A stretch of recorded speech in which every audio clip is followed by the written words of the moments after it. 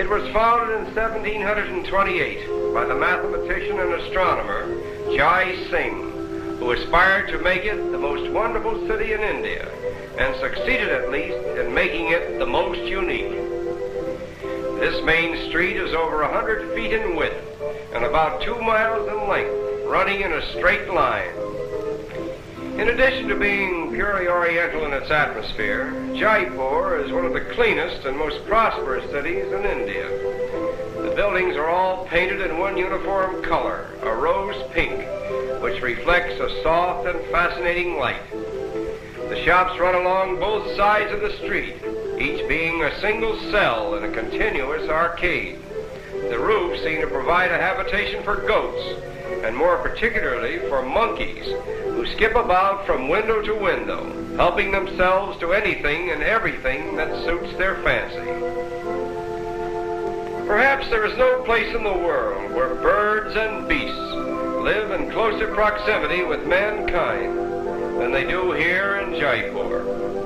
The reason for this may be due to the fact that the Jain religion, a more orthodox branch of Hinduism which thrives here, prohibits the injuring or killing of anything that lives in flesh. The adherents of this religion, numbering about 1 million of India's population, would not so much as lift a finger to brush a fly or an insect from their baby's eyes. Moreover, the Jains actually support beast hospitals where old or lame animals are housed and fed. These little tick birds, however, are not so religious, for their diet consists of the ticks and insects which inhabit the skins of dumb beasts. It is remarkable to note how little fear the animals and birds seem to have of each other, or of the human life that moves about them.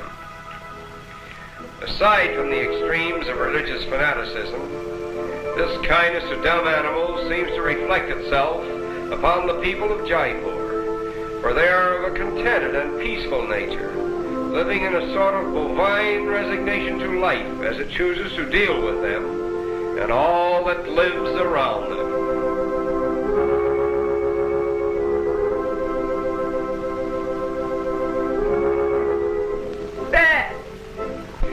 No one has been able to prove just where the proverbial Ark of Noah anchored with its cargo of animals, but if we may be permitted to venture our guess, we would say Jaipur. For nowhere else in the world have we seen so many different types of animals mingling so freely with mankind. This leopard has a little growl for us, but for his master, he has all the gentleness of a kitten.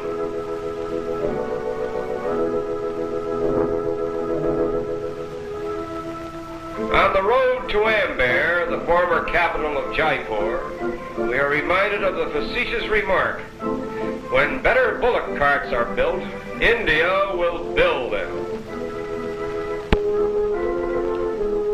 And now we arrive at the deserted city of Amber, where we will go for a ride on the Maharaja's elephant.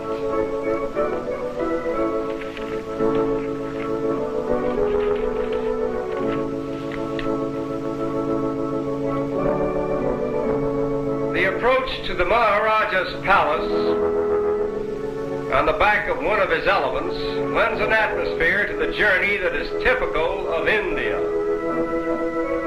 Our route takes us along one of the oldest roads in the world, leading from Jaipur through Amber and on to Delhi, a road over which has passed in sumptuous procession through centuries of time Mughal emperors, Maharajas, princes, dancing girls, and countless other phantoms of Oriental splendor, only to be supplanted in this day by groups of curious tourists from lands that were undiscovered when Amber was at the zenith of its power and glory.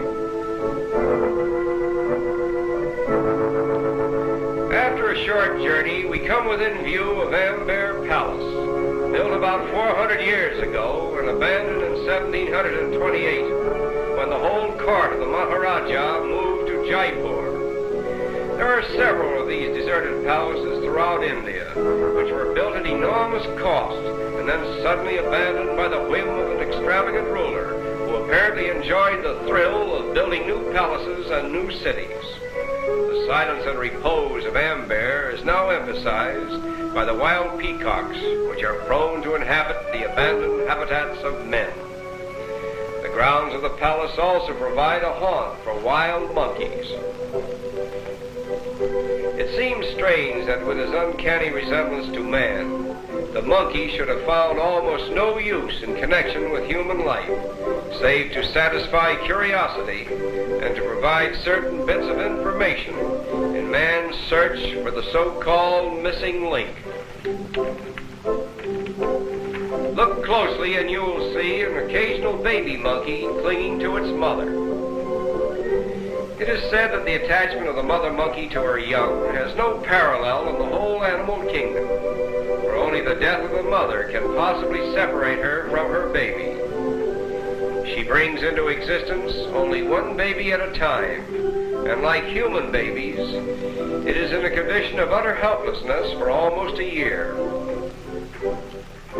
Less fortunate than the wild monkeys of India are the ones that are caught by fakirs and trained with infinite patience for the amusement of the people. The Indian fakir, with his little animal circus, provides entertainment for the native Indian, even as the motion picture theaters provide entertainment for the masses in other countries.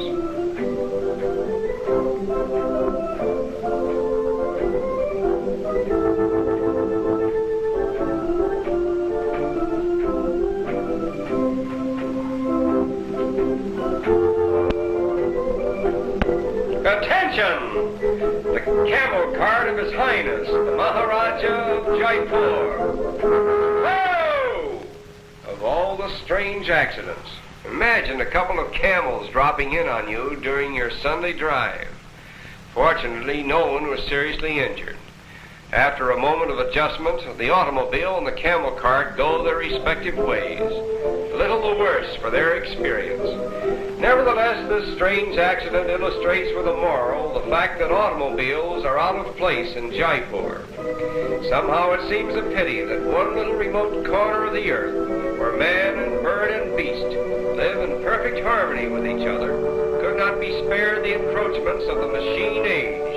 And it is with this thought that we say farewell to colorful Jaipur.